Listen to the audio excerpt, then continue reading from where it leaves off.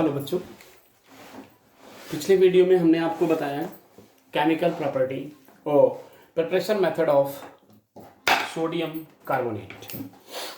आइए अब देखते हैं हम लोग पहले फिजिकल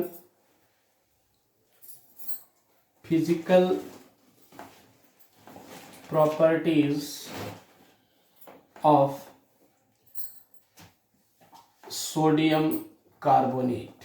ठीक है बच्चों, तो सोडियम कार्बोनेट की हम पहले फिजिकल प्रॉपर्टी देखेंगे अपने इस वीडियो में और फिर केमिकल प्रॉपर्टी।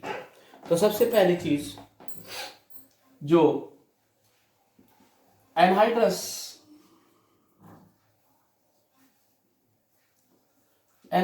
बच्चों, anhydrous Na2CO3, anhydrous sodium carbonate white crystalline solid है। व्हाइट क्रिस्टलाइन सॉलिड होता है एनहाइड्रस सोडियम कार्बोनेट, जिसे हम क्या बोलते हैं बच्चों? इसी को सोडा कहते हैं, सोडा एस बोला जाता है। ठीक है, दूसरी चीज एक केमिकल प्रॉपर्टी कि ये सॉल्युबल इन वाटर, ये वाटर में आसानी से क्या होता है? सॉल्युबल होता है। ठीक है, मेल्टिंग पॉइंट इसका बच्चों, इसका melting point 852 degree centigrade, 852 degree centigrade है। और अगर हम इसे इतने टेम्परेचर तक हीट करते हैं तो ये डिकम्पोज भी नहीं होता। ठीक है ना, without any decomposition. Okay, 82 degree centigrade पर ये मेल्ट करता है विदाउट एनी डिकम्पोजिशन। अब देखिए, on heating monohydrate sodium carbonate,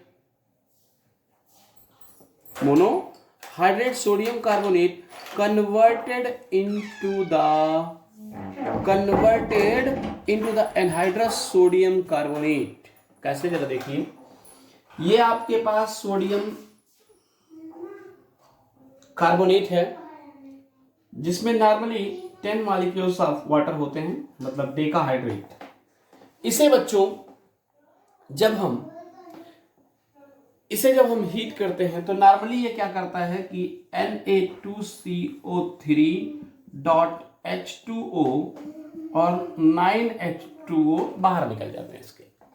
ठीक है, अब इस मोनोहाइड्रेट को Na2CO3 को बच्चों, जिसमें 1 मॉलिक्यूल्स ऑफ वाटर है, मतलब मोनोहाइड्रेट है, तो जब हम इसको हीट करते हैं 375 डिग्री सेंटीग्रेड पर, 375 डिग्री सेंटीग्रेड पर, तो इससे ये वाटर मॉलिक्यूल्स निकल जाता है और आपको सिर्फ क्या मिलता है बच्चों? सोडियम कार्बोनेट मिलता है। इसे 852 डिग्री सेंटीग्रेड तक हीट करने पर, अभी मैंने ऊपर बताया, 852 डिग्री सेंटीग्रेड तक अप्रॉक्स हीट करने पर ये कन्वर्ट हो जाता है, ये मेल्ट हो जाता है। मेल्ट इट, ये क्या हो जाता है बच्चों? मेल्ट हो जाता है without any decomposition, without any decomposition, किसी भी डिकम्पोजिशन के बिना ही। ओके, अब देखिए, इसके बाद हम बात करेंगे यहां पर केमिकल प्रॉपर्टी की। बेटा, तो केमिकल प्रॉपर्टी में सबसे पहले आइए देखते हैं हम लोग केमिकल प्रॉपर्टी है सोडियम कार्बोनेट की। केमिकल प्रॉपर्टी कौन सी प्रॉपर्टी बेटा? Chemical property. केमिकल प्रॉपर्टी में सबसे पहली है हाइड्रोलिसिस। पहली प्रॉपर्टी हाइड्रोलिसिस। हाइड्रोलिसिस बेटा क्या है?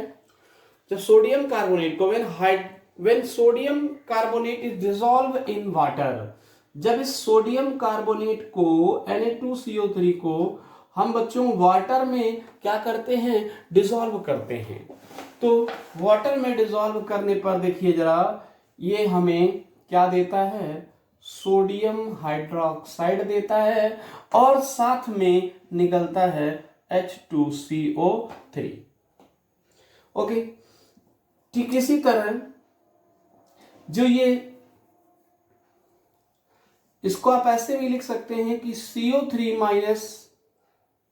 माइनस प्लस 2H2O रिएक्ट करके H2CO3 बनाता हो और 2OH माइनस देता है। पहली चीज तो हाइड्रोलिसिस कराते हैं। तो हाइड्रोलिसिस कराने पर जो इसका सॉल्यूशन होता है वो इस OH माइनस ये रिप्रेजेंट कर रहा है कि इसका सॉल्यूशन किस नेचर का होता है बच्चों? एल्कलाइन नेचर का होता है। ओके, चलिए अब अगर एल्कलाइन नेचर का होता है तो आइए नेक्स्ट केमिकल प्रॉपर्टी देखते हैं, reaction with acid. Reaction with acid, जब हम इसकी रिएक्शन एसिड के साथ कराते हैं तो हमने लिया बच्चों Na2CO3। ओके, इसकी रिएक्शन एक एसिड के साथ करा दी तो बन गया NaHCO3 प्लस NaCl। ओके, बन गया। अब इस सोडियम बाइकार्बोनेट को जो बना हुआ है, इस सोडियम बाइकार्बोनेट को फर्दर अगर हम HCl के साथ ट्रीट करते हैं तो बच्चों NaCl मिलता है। ध्यान दीजिएगा, क्या मिलता है? NaCl मिलता है, H2O मिलता है और साथ में, और इसके साथ ही साथ कार्बन डाइऑक्साइड बाहर निकलती है। ओके, तो ये रिएक्शन हो जाती है। ठीक इसी तरह नेक्स्ट केमिकल प्रॉपर्टी हमारी है रिएक्शन विद CO2। किसके साथ बेटा reaction?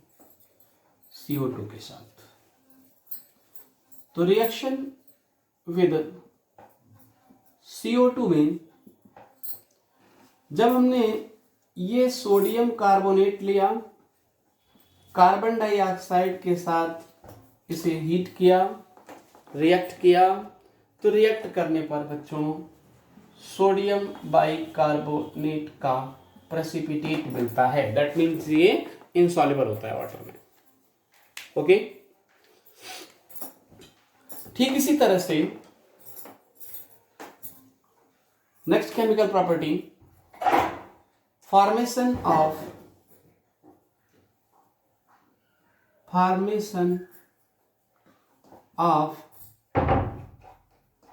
Glass.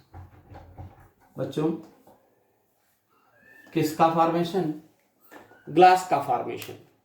When the mixture of sodium carbonate and sand is fused, जब हम क्या करते हैं बच्चों, सोडियम कार्बोनेट और सैंड मतलब सिलिका SiO2 के मिक्सचर को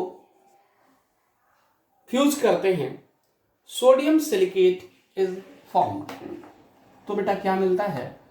Na2SiO3, this is the sodium silicate, और कार्बन डाइऑक्साइड स्केप आउट, बाहर निकलती है। तो इस तरह से ये जो सोडियम सिलिकेट बनता है, it is also known as soluble glass. ये एक तरह की सॉल्युबल ग्लास है, और water glass because it is soluble in water, क्योंकि ये वाटर में कैसा होता है? सॉल्युबल होता है। ओके, तो ये तो थी कुछ हमारे पास मेन इंपॉर्टेंट केमिकल रिएक्शन। ठीक है। अब हम बात करेंगे यहां पर बच्चों, अब हम बात करेंगे एक और केमिकल प्रॉपर्टी आपको बता ही देते हैं यहां पर, ठीक है। कौन सी? Reaction with lead acetate. Reaction with lead acetate. बच्चों, लेड एसीटेट के साथ जब हम रिएक्ट कराते हैं, आपको पता होगा एसीटेट क्या, CH3COO, इसके 2 मोल लीजिए। इसकी रिएक्शन ये बन गया लेड एसीटेट। अब इसे हम ट्रीट करते हैं 3 मोल्स ऑफ सोडियम कार्बोनेट के साथ। किसके साथ बच्चों?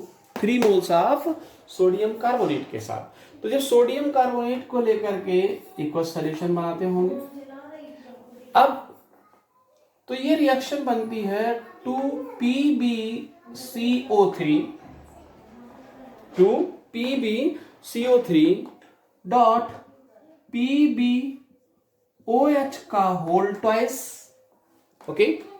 इसका बनता है प्रेसिपिटेट और साथ में बनता है सोडियम एसीटेट के 6 मोल, यानी कि CH3COONA। This is the sodium acetate बच्चों, ठीक है। सोडियम एसीटेट बनता है और क्या निकलती है? Carbon dioxide. तो ये तो थे आपके क्या, ये तो थी आपकी कुछ chemical property sodium bicarbonate, sodium carbonate के लिए। आइए इसी तरह से हम इसके यूजेस भी जानते हैं कुछ। तो सबसे पहले सोडियम कार्बोनेट का यूज हम एज अ लैबोरेटरी रिएजेंट्स करते हैं, एज लैबोरेटरी रिएजेंट। एक लैबोरेटरी रिएजेंट्स के रूप में हम इसका लैब में यूज करते हैं। Acidic reaction is the fusion mixture of K2CO3 Na2CO3 in the detection of the basic radicals of group fifth। Group fifth के बेसिक रेडिकल्स की डिटेक्शन करने के लिए बेसिकली हम इसका यूज करते हैं, ठीक है ना।